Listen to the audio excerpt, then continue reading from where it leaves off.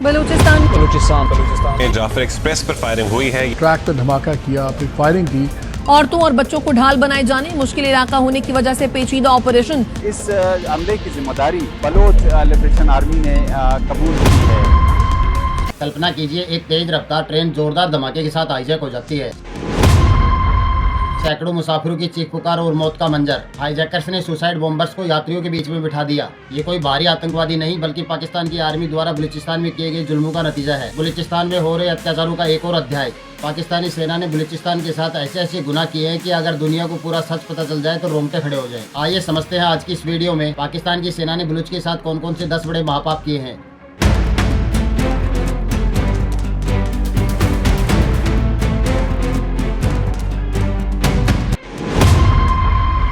नमस्कार दोस्तों, अब जरा सोचिए, एक ट्रेन तेज रफ्तार से दौड़ रही है और अचानक जोरदार धमाका होता है और कुछ ही सेकंड में ट्रेन हाईजैक हो जाती है। अंदर सैकड़ों मुसाफिर चीख पुकार कर रहे हैं, कुछ की मौत हो चुकी है और कुछ की सांसें अटकी हुई है। और फिर सामने आता है सबसे खतरनाक सच, हाईजैकर्स ने सुसाइड बॉम्बर्स को यात्रियों के बीच बिठा दिया। अब ये मत सोचिए कि ये कोई भारी आतंकवादी है, नहीं, ये उसी का परिणाम है जो पाकिस्तानी आर्मी ने खुद लगाया है। बलूचिस्तान में सालों से हो रहे जुल्म, ये उसी का एक और अध्याय है। पाकिस्तानी सेना ने बलूचिस्तान के साथ ऐसे ऐसे गुनाह किए हैं कि अगर दुनिया को पूरा सच पता चल जाए तो रोंगटे खड़े हो जाएंगे। तो आइए जानते हैं कि पाकिस्तान की सेना ने बलूच के साथ कौन कौन से 10 बड़े महापाप किए हैं। पहला, जबरन कब्जा और बलूचिस्तान की आजादी का कत्ल। आज जिस बलूचिस्तान को पाकिस्तान का एक प्रांत कहा जाता है, वो कभी एक आजाद रियासत हुआ करता था। साल 1947 में जब भारत और पाकिस्तान का बंटवारा हुआ था, तब बलूचिस्तान ने खुद को आजाद घोषित कर दिया था। लेकिन सिर्फ एक साल बाद साल 1948 में पाकिस्तान की सेना ने उस पर जबरदस्ती कब्जा कर लिया और बलूच के नेताओं ने इसका विरोध किया। लेकिन पाकिस्तान ने उनके ऊपर आर्मी चढ़ा दी। किसी से कोई राय नहीं ली गई, कोई जनमत संग्रह नहीं हुआ, सीधा फौजी कब्जा कर लिया गया। ये वही जख्म है जिसने बलूचिस्तान के लोगों को पाकिस्तान के खिलाफ हमेशा के लिए खड़ा कर दिया। दूसरा, पाकिस्तान सेना का नरसंहार और मानव अधिकार अनंत। पिछले 75 सालों में पाकिस्तानी फौज ने बलूचिस्तान में इतने अत्याचार किए हैं कि शायद पूरी दुनिया में किसी और हिस्से में नहीं हुए होंगे। हजारों गाँवों को जला दिया गया, हजारों बेगुनाहों को गोलियों से भून दिया गया। ह्यूमन राइट्स वॉच और कई इंटरनेशनल एजेंसियों की रिपोर्ट्स के अनुसार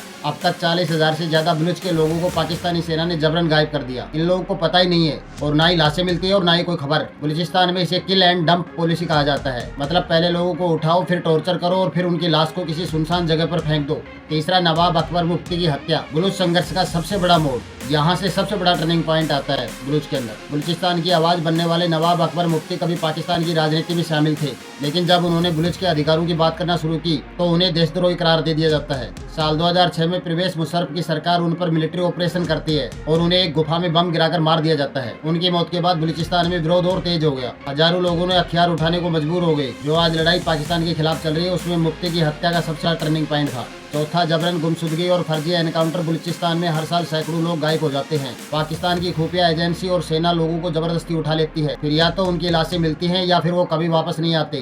बलूच एक्टिविस्ट्स के अनुसार पाकिस्तानी सेना पिछले 2 दशक में 40,000 से ज्यादा बलूच नागरिकों को गायब कर चुकी है। इनमें से ज्यादातर पत्रकार, प्रोफेसर, डॉक्टर और आम नागरिक शामिल है। पांचवा, प्राकृतिक संसाधनों की लूट और बलूच के पेट पर लात। बलूचिस्तान प्राकृतिक संसाधनों से भरपूर है। यहाँ गैस, कोयला, तांबा, सोना और कई कीमती मिनरल्स मिलते हैं, लेकिन इनका फायदा सिर्फ पाकिस्तान के बड़े शहरों को ही मिलता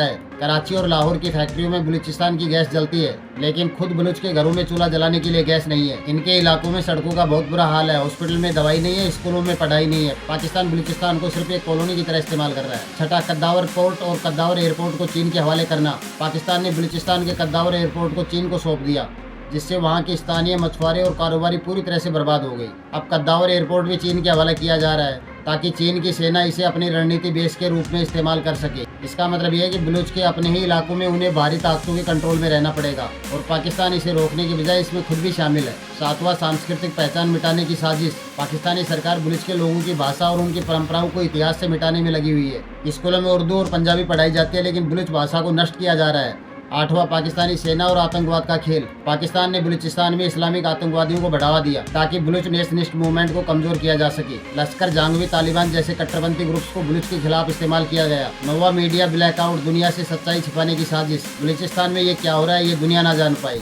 इसलिए पाकिस्तानी मीडिया को पूरी तरह से सेंसर कर दिया गया है। और ये ट्रेन हाईजैक उन्हीं जुल्मों का नतीजा है। जिन 60 बलूच लड़ाकों ने ट्रेन हाईजैक किया है, वो कोई आतंकी नहीं थे, बल्कि वो पाकिस्तानी सेना के अत्याचारों के खिलाफ लड़ रहे लोग हैं। जब आवाज़ दबा दी जाती है तो बंदूकें उड़ जाती हैं। बलूचिस्तान में यही हो रहा है। अब सवाल ये है कि क्या बलूचिस्तान पाकिस्तान से अलग होगा या फिर पाकिस्तान अपनी ही बनाई हुई आग में जल जाएगा। अपनी राय कमेंट सेक्शन में ज़रूर दें, और हाँ, ये वीडियो पसंद आया हो तो इसे लाइक और शेयर ज़रूर करें, और जाते जाते चैनल को सब्सक्राइब जरूर करें। फिर मिलेंगे किसी और वीडियो में। Thank you for watching. धन्यवाद दोस्तों। They have been extremely chivalrous even in their attacks, unlike the Pakistan army, or even for that matter some of the Islamist groups who attack women, children, old people, people who are innocent. The Baloch are very, very particular about whom they hit, whom they attack. They can always be collateral damage, but they normally, there's been no case where they've been killing women and children, no case where they've been killing any elder person. So they have been very chivalrous in that one. I don't think anybody can say the same about Pakistan Army, which in its operations goes into the houses of the Baloch people, insults their women, beats up their children, catches hold of young men and even women, and arrests them without any legal process, tortures them, and in some cases has been responsible for the killing of young students. These are university going students in Punjab or even in Balochistan or in Sindh. They are picked up from their hostels and tortured, sometimes released, sometimes they disappear forever, and other times they are killed in cold blood and their bodies are thrown to make an example of them. So we've not seen the Baloch do this. They have attacked who they call agents of the Pakistani state and whom they consider to be legitimate targets. That sometimes includes the Punjabis who are settlers in Balochistan.